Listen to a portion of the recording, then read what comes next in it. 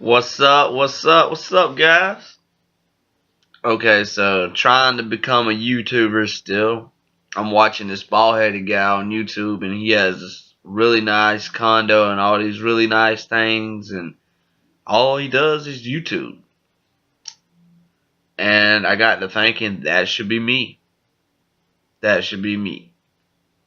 Because apparently I can't go out and do things that I want to do in life. And the reason is anxiety. Now, I worked a job for construction. Imagine having a panic attack at the top of a power plant. Way, way, way up in the motherfucking air. That never happened to me, but it could have. The reason why it didn't happen to me is because I started taking Xanax. Because I was afraid of heights. Well, the drug test didn't like the Xanax as much as I did. So, I would say Xanax did ruin my life. But, in a way, it helps. You know, it's at first it helped.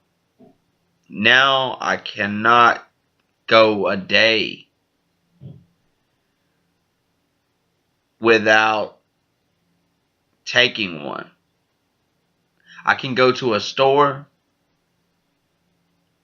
and my mind is racing just because I'm at a store. I go to into the store. People be in front of me. They be in front of me in the line, and I'm just like, hurry the fuck up, hurry the fuck up, hurry the fuck up. And then when I get up there, give them my money, and I wait for my change. Something so simple as having a conversation with the cashier, I can't do. And when they go to hand me the change, my hand's like this, looking like I stole something. And sometimes I'll drop the change. Or I'll just say, keep the change, and I'll run off. Which is ridiculous. And I'm like, why something so easy is so hard for me? I see other people out walking around places like the mall or Walmart, and they're just having a good time and doing whatever the fuck they want. And if I go in there, it's just something about the bright ass lights in a big place that freaks me the fuck out. I don't know what it is. It's kind of weird actually. My dad, before he died, he had, I think it's what do you call it when someone's in scared of small spaces. Anyways, he didn't want to go have tests done and go into a machine so they could run tests on his liver. He refused to do that. He was a heavy drinker all his life, so his liver was shot. He wasn't but like 45. He could have probably been saved if he would have went and gotten a machine, but he didn't like small spaces. And I remember my grandma telling him, she said, if you're scared of that small space, think about a casket. And you would think that would have scared him enough to get in there and have those tests done. But no, he wouldn't do it.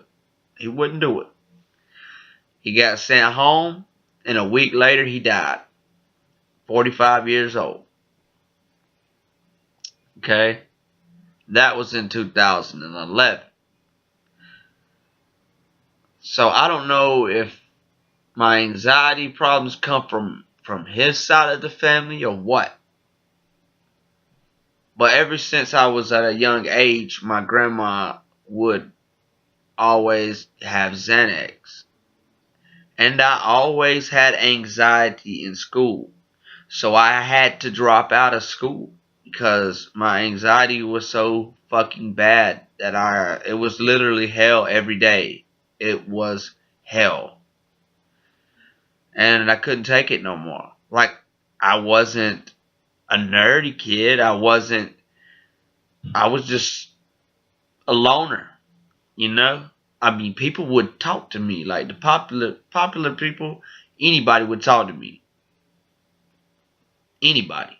Because they wanted to talk to me. But I would just say very few words and walk off. Like I did not want to talk to nobody. But I did. But I didn't know how, if that makes any sense. And looking back on it now, I'm pretty sure I had social anxiety disorder. And I probably needed the Xanax then. Well, let's fast forward to 2007. My mom dies. And I was 18 then. Then in 2011, my dad died. So I started doing Xanax, drinking, partying, having a good time. And it's like, what is anxiety? I don't know what it is anymore. Because I have something that will fix it. And let me tell you, Xanax is not the solution. Do not ever take one. Because once you start taking them, you have to have them every day. Your mind the next 24 hours will be thinking, it's time. I need a Xanax. I need a Xanax. I need a Xanax. It really showed me that I was addicted to them when one night we partied all fucking night. I'm talking about I had cars lined up down the road. We was partying hard, drinking some R&R. If anybody knows what R&R is, it's rich and rare. It's Canadian whiskey, and it's got a hell of a bite to it. There've been so many fights at my house broke out over that shit. Anyways, I got so drunk. And then the next day, I remember my cousin was like, hey, ride to the mall with me. And my sister was like, I want to go too. So I was like, nah, I don't want to go to the mall. It gives me anxiety when I go to the mall. And he was like, I'll buy you a hat. And I was like, okay, I'm down. Okay, the mall's like 45 minutes away. We start getting down the road. Starts raining a little bit. I've never rode with him before. He's like 17, just had got his license. So that's a little trip for itself. And I remember we pulled into a gas station and it was raining so hard we couldn't see out the window. Okay. And that's when I'm starting to feel weird. Like I'm starting to feel something crazy. And I don't know how to describe it. I feel like my mind's like racing really fast, and I'm just like, some anxiety. It'll go away. Then we get on the interstate, and we get close to there, and all of a sudden, all the sound around me disappears. It would be like if I put headphones on over my ears and just closed out all the volume. And it scared the fucking shit out of me. My heart started racing, pow, pow, pow, pow, pow. And my mind started racing at the same time. And then I could not hear anything. And I was like, oh my God, I am dying. I am dying. This is what it feels like to die. And I said, my cousin was like, we're almost there at the mall. And I was like, you need to take me to the hospital right now. He was like, why? I was like, I'm dying, dude. I'm dying. I don't know what's wrong with me. And I described all the symptoms. And my sister said, you're having a panic attack. And I was like, I don't know what the fuck I'm having. Take me. Okay, so he starts to turn around. And then I'm like, no. Just go to the mall. I think I'll be okay.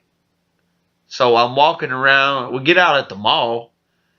And then I go straight to the bathroom.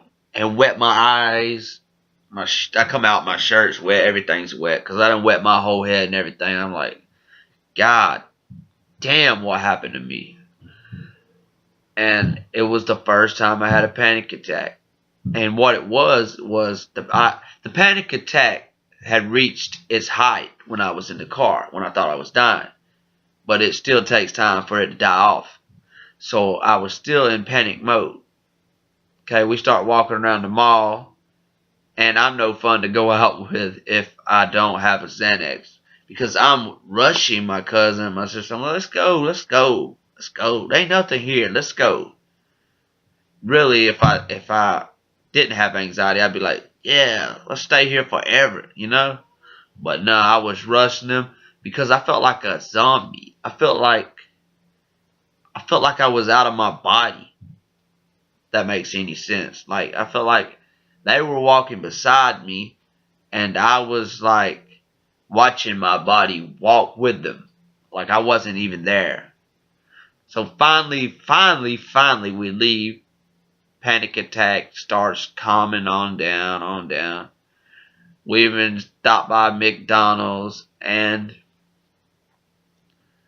then I get some food on my stomach, and I still feel anxiety all the way till we got home, like an hour later, and I finally got a Xanax and I took it, and the problem finally went away. So I became afraid. I did not want to have another panic attack ever in my life. And I know what caused it. It was caused by heavy drinking the night before. Really heavy drinking, which I'd been doing every night. And it caught up with me.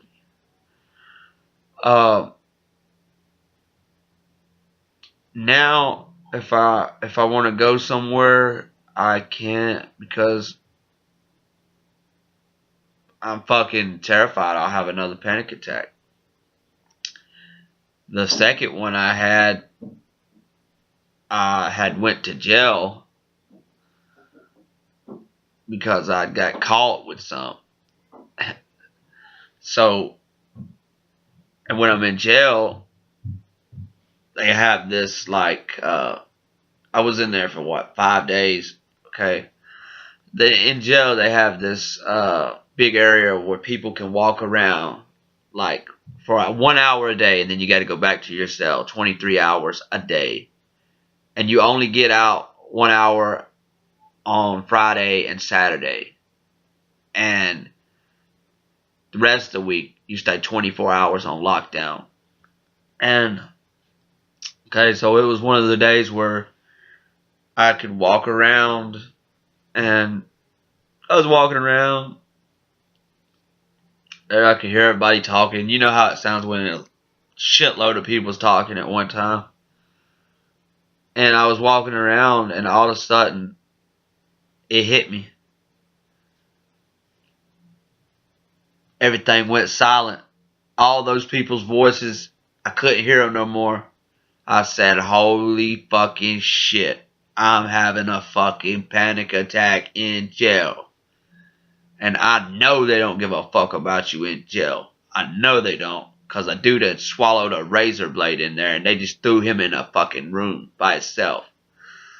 So I knew they wasn't going to give a fuck about me. So luckily, my cell door was still open. My friend had put something, well, not my friend, my cellmate had put something in front of the door to keep it open, which he wasn't supposed to do. Okay, so I go back, and I get back in the cell, and an officer comes by. And this is not only 10 minutes I've been walking around. You get like an hour a day to walk.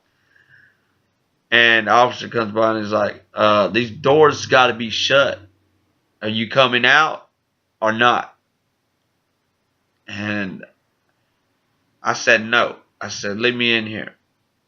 And he did. He shut the door. And I just stayed right there at the little shitty ass sink, putting water on my face.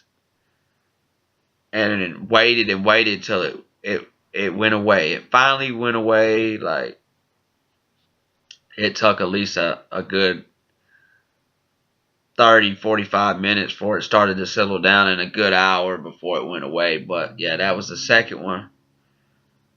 Finally, I got out,